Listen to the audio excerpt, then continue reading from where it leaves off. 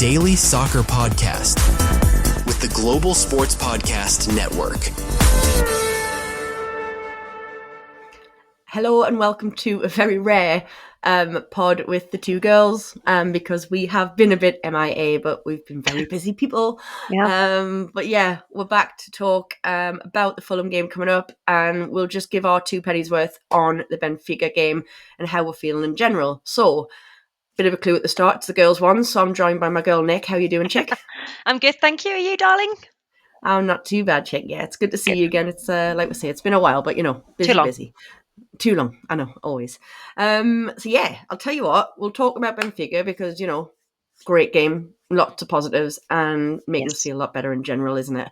And we'll move on to Fulham, which is kind of the whole point of this pod anyway. So, Tuesday, I was obviously there. I know you can't be, bless you. You're just too far away, man. It's not funny. Too far. It's bad times. But yeah, look, it was brilliant. There's been a lot said online about like the atmosphere and stuff like that. But yeah, I'll vouch for it. And what Jose said was right. It was very quiet in the first half, but not in a negative way. There wasn't like a lot of like negativity flying about. It was almost like you could kind of feel a bit more the nerves about how us as fans have been feeling on this very weird start again to the season. But I don't want to be anyone like these quitters who, got to remember, we had a bit of a rough start last season as well, and we all came very, very good. So I would like to think it's going to happen. We'll stay positive on that manner as well. But again, the game picked up like that as well. The first goal helps. Going into the second half, getting the second goal was the massive turning point, I would say, because obviously the crowd's really up at that point.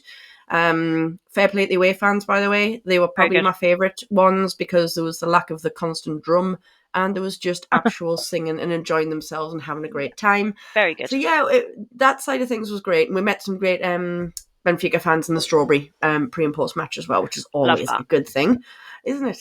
But yeah, I mean, I'll let you talk about the actual match because I've just rambled on about the atmosphere. I'll cut to you. But yeah, I mean, obviously it was a big win. It was a needed win. And the way we played. So how does that kind of make you feel, not just about the Champions League, but really, again, getting the season back on as well? You know what I mean? Yeah. I think me and the boys touched on this maybe last week or the week before when it was... because obviously now it's back-to-back Champions League wins, which is huge for us, by the way. Considering last time we were in the Champions League, we had a great time. Don't get me wrong. Obviously, no one can forget the PSG game, but we didn't exactly get the results that we would have liked or hoped for. Whereas this time around, it seems as though we've kind of, maybe because we've had that experience, obviously 2 years ago, we've got obviously a bit of a brand new team, if you think. Obviously, there's still some same players, but there is some brand new ones. And it seems as though we've kind of settled and found our feet and the way we like to play. And I don't want to maybe jinx anything, but I think maybe Eddie Howe might have found his perfected, minus maybe one or two, start an 11. I'll go into who I'd probably start, going we'll do forward. But what I will say is that Anthony Gordon, I think, definitely had one of his best games in a Newcastle shirt for a long time. I just wish he could play that all the time. It was nice to see Ramsey back, looking comfortable. Mr. Murphy, I mean, there's not much more we can say about him, but he is just... I feel like we said it last year, like, he's in his purple He's patch. all right winger. He's having a great... He's all right winging. He's going to have like, what was it? He's going to have like a Miggy Almiron season, but he just keeps peaking. Everyone sacked him off. They sacked him off after one season. He's peaked, he's done. So yeah, he had a great game. And then obviously, big man up top. I don't know what else I can say about him, but he seems to have really found his rhythm in a Newcastle shirt, and him and Anthony Gordon together are looking like magic. I thoroughly enjoyed watching them on, what night was it? Tuesday. And that's the Newcastle that we like. We don't like watching a Newcastle that look like they can't be bothered or, frustrating to watch. We all go through it because it's just football, But they look like they didn't let the weekend result prior affect them. And went out fighting, and that's exactly what the home fans deserved as well. Oh, it's very true. I mean, you bang on with the changes, and as soon as the lineup came out, I said that's exactly what I wanted to see. Big Joe had to be dropped He hasn't. Oh He yeah. just hasn't been right recently. It's we all love him, but he hasn't been right recently. So No, he's not. prior to the match, I was bleating on about Murphy being back on the right, but that's not just my love for him. It's just facts that he needed to be back on the right. Elanga's just his playing style is different. He needs time to adjust to our playing style. 100%. Simple as that. And he will come good. I've got faith in that. But the changes in the middle were very much needed. I know Tonali obviously was dropped for kind of illness reasons, even though he was still on the bench there. But yeah, the fact that Big Joe was as well. He did the right thing. Like you say, that lineup, bar the odd tweak, is the right one, isn't it? And everything 100%. seems to be working up front. Gordon, when he's hopefully now back in form and it's eating so-called kick on, as they say, as the season goes on.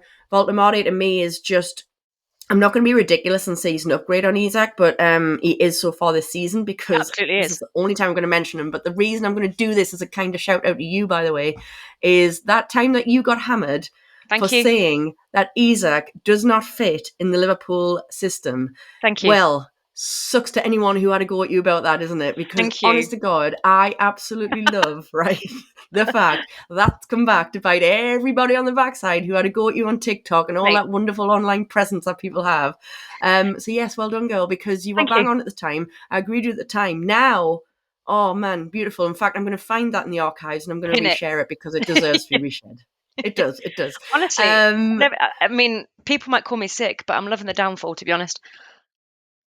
We are ill. We are like, we need to be put in hospital. That's how sick we are. We've upgraded. We're good. We're good. But no, like, all jokes aside, so we'll stop talking about that moron. Voldemort, man, exactly, totally. He's special. He's special in a different kind of way, though, isn't he? He's just got some silky skills for a giant. Yeah, he has. Isn't he though? Like, I can't wait to see what will happen when Bissett comes back. I'm how that kind of plays. Yeah. Oh, it should be really interesting, shouldn't it? It gives Eddie so many more different options, as we've talked about before.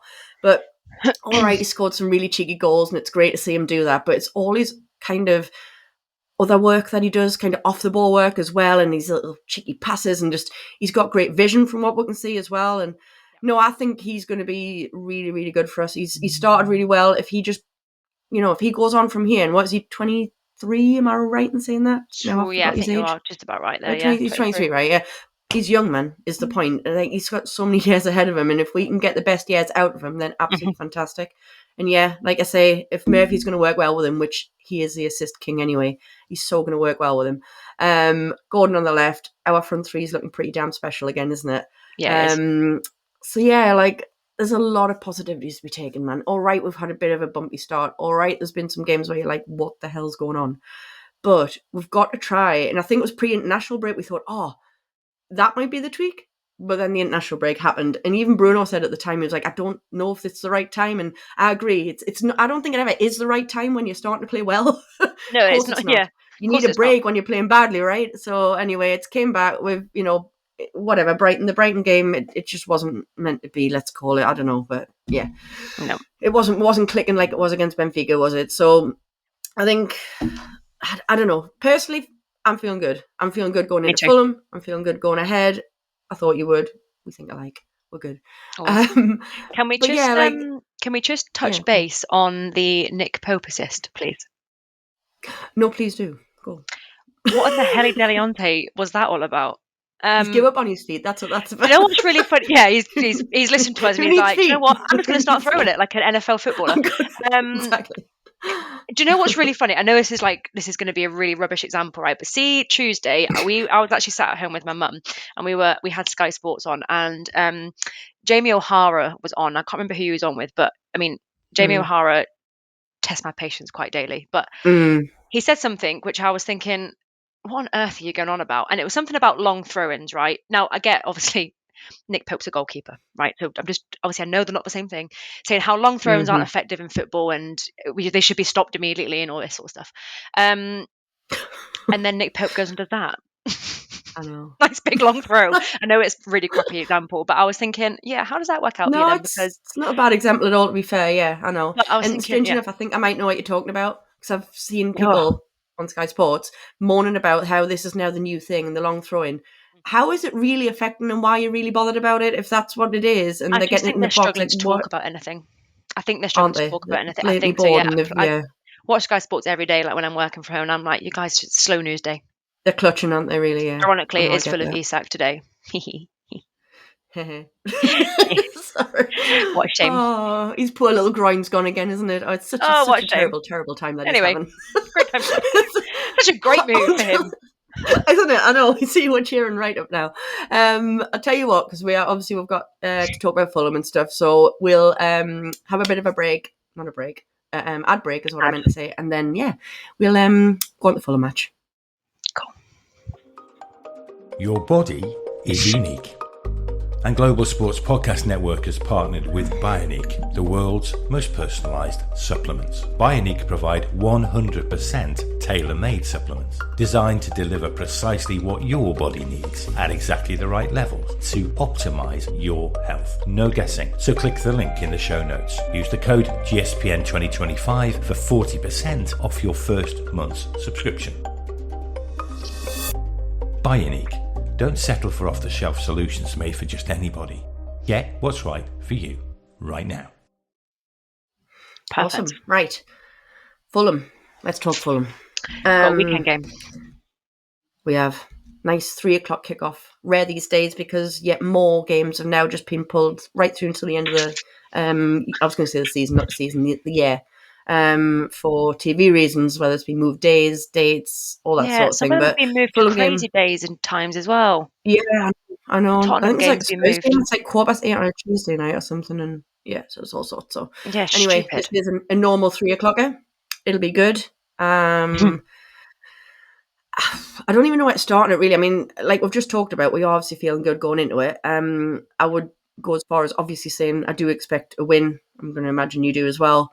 I suppose let's cut to the whole boring of, well, not boring, but who in their team do you fear? And this is always where I get it messed up, because this is where I'm not going to say I don't fear certain people, because every damn time I say that, that said person will either score or have an absolute blinder of a game. So I'm going to focus purely on, am I scared of anyone? If not, I'll shut up. So I'll let you go first. Cool. I'm nice like that. So go for it. God, this is going to sound really big-headed, but I'm not scared of anyone on that team. I love that. And it's not because I think Fulham are a bad team. It's not that at all. It's just that the quality that we have on our team, for me, I say this every time, and the teams always end up. I mean, I have to remember Fulham are coming off the back of a 3-game consecutive loss as well. So, so they're going to probably come out fighting a little bit. But I don't think I'm really worried about anyone in particular. I think the only thing I will say is if we've got Dan Burn on the left, he seems to be getting caught out a little bit with some fast wingers. So we'll just have to wait and see. But I think our quality of players kind of highly outweighs theirs. But that isn't to say that, we could be caught. We could be caught, It's not me being derogatory towards their team whatsoever. I just feel like we've got the upper hand ever so slightly. I'd probably say we've got it quite a lot, to be fair. On paper, we're going to be expected to win, aren't we, really? I think especially coming off the back of that win, no matter how ropey the Brighton game was, I think, we've got the talent, we've got the defence, to be fair. It boils down to that as well. I mean, how well have our defence been? It's been more of a problem going forward this year, hasn't it, really? Yeah. So if they're starting to sort themselves out, which we've got to hope they are, we've got to expect to win this and win this well, I'll be honest. So I'm not talking about having a million goals, but just a comfortable win where we control the game to a certain degree, or to a lot, I would say. I was going to say the likes of Iwobi or Jimenez would be like the obvious ones to pick out, but again, that just kind of goes against what I've just said about our defence, doesn't it, really? It's a strange one because our left back situation's a bit messed up at the minute, and we're really unlucky with Hall. He's back out now for ages, and it's unbelievable. He's so young, and I think, oh my God, are you going to have this type of career? Like, I hope not for him. I hope not. But it's starting pretty badly at such a young age, isn't it, really, where he's just not having any luck, I'll be honest, and it kind of sucks, I'll be honest. But with central defence, I think it's just solid as a rock. I mean, come on, you know what we think of the likes of Cher and stuff, and I love that he's still there and whatever, but seeing Chow and Botman in the middle is just, they're amazing. I love the pair of them. I know how much you love Botman already. Chow's going to be my new favourite.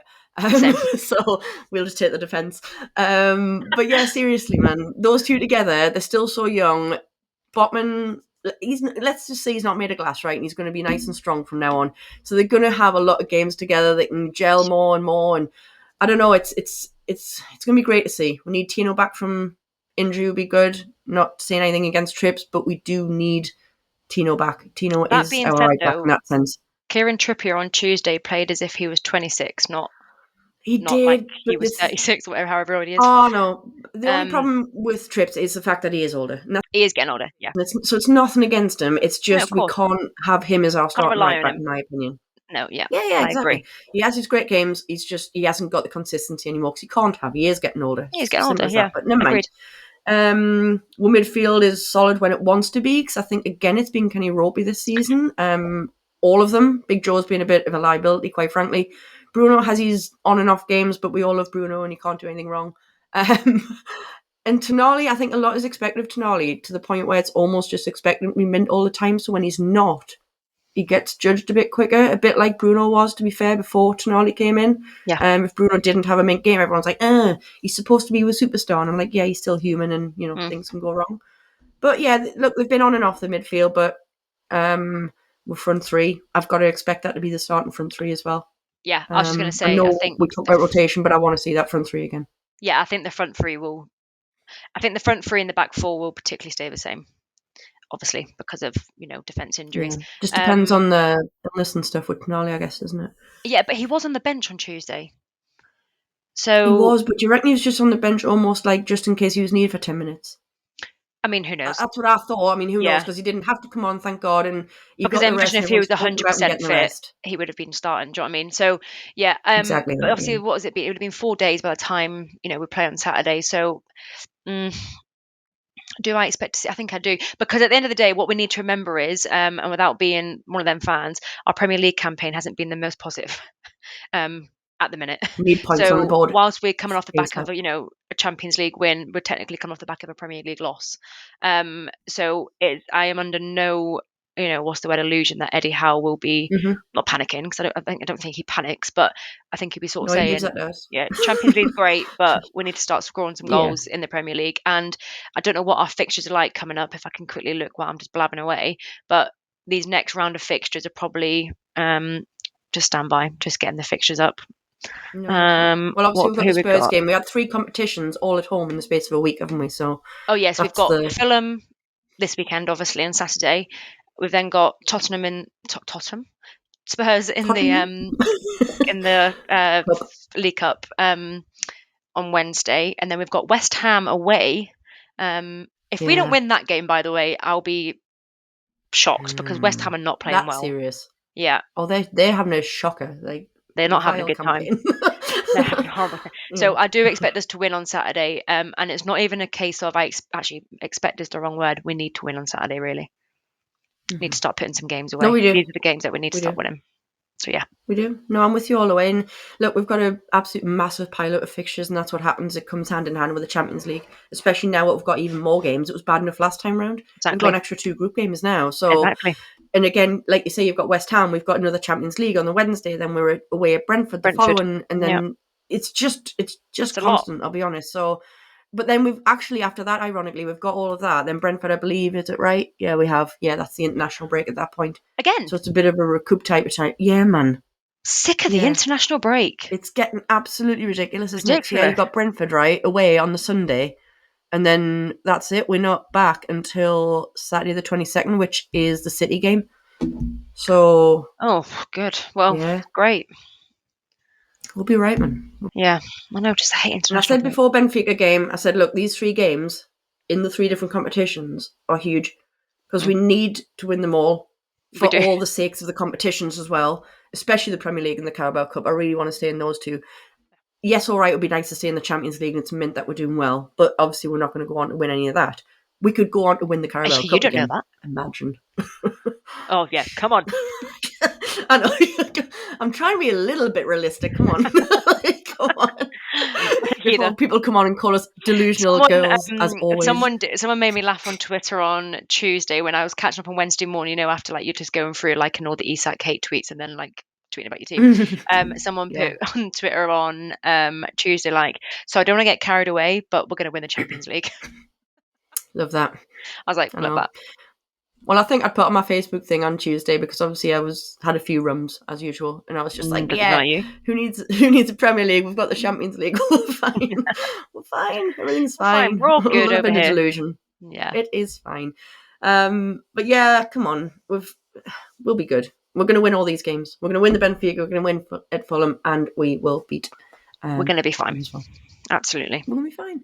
Yeah.